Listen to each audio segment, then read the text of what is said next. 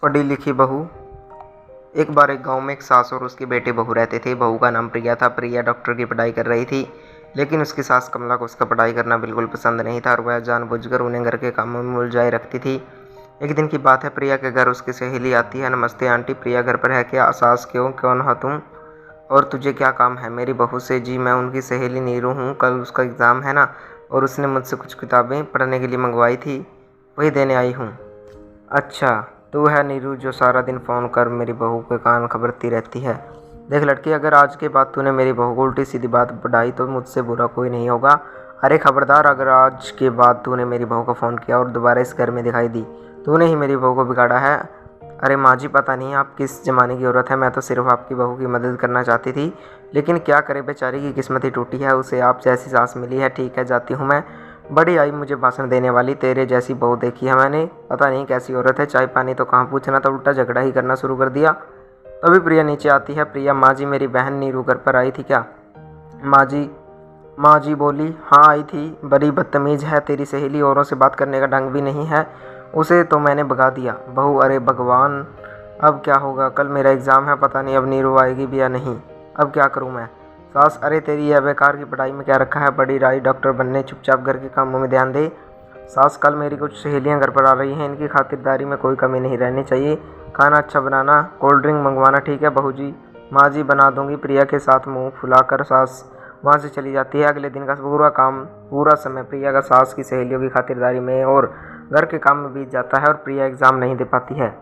उस रात प्रिया अपने पति कमल को सारी बात बताती है। कमल, अब क्या बोलूँ, यह माँ भी ना कोई बात नहीं, और तुम अपना मुंह ठीक कर लो, अगली बार अच्छे से ठीक से पढ़ाई करना और पेपर देना आना, ठीक है? रानी, कुछ दिनों के बाद बाहर से आवाज़ आती है, अरे कमला बहन, घर में प्रिया है। कमला, क्या हुआ रानी, तू इस तरह लगड़ा क्यों रही हो? रानी, अरे क्या बताऊँ कमला बहन, सीढ़ी उतरते वक्त मेरा पैर फिसल गया और मैं पैर में सूजन आ गई है, इसलिए तेरी बहू से दवा लेने आई हूँ। कहाँ है प्रिया? कमला, मेरी समझ में नहीं आता, लोग छोटी छोटी बातों को लेकर डॉक्टर के पास क्यों जाते हैं? अरे तेरा पैर मुड़ गया है ना, बस ला अभी तेरे पैर को मैं ठीक कर देती हूँ, दिखा तेरा पैर। कमला रानी का पैर पकड़कर जोर से खींचती है। रानी, मर गई रे, ऐसा बोलकर जोर से चीखती है।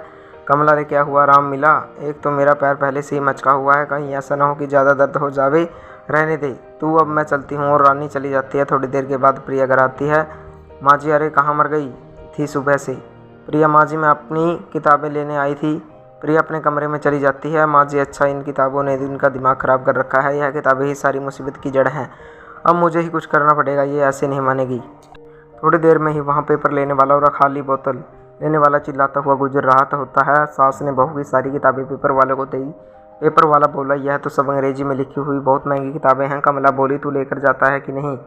पेपर वाला सब किताबें लेकर चला जाता है। प्रिया को जब इस बात का पता चलता है तो वह बहुत दुखी होती है और अपनी पढ़ाई पूरी करने के लिए लाइब्रेरी में पढ़ने के लिए जाने लगती है। कुछ दिनों के बाद सास कहती है, अरे मर गई रे। सास को बहुत दर्द होता है और वह चीखने लगती है। बेटा क्या हुआ माँ, तुम्हारी तबीयत बिगड़ती जा रही है, वह बंटी बाबा की दवाइयाँ नहीं लाई। माँ, अरे नाम मत ले उस ठगी का, वह खुद का उपचार ही नहीं कर सकता, मेरा क्या खराब खाक करेगा।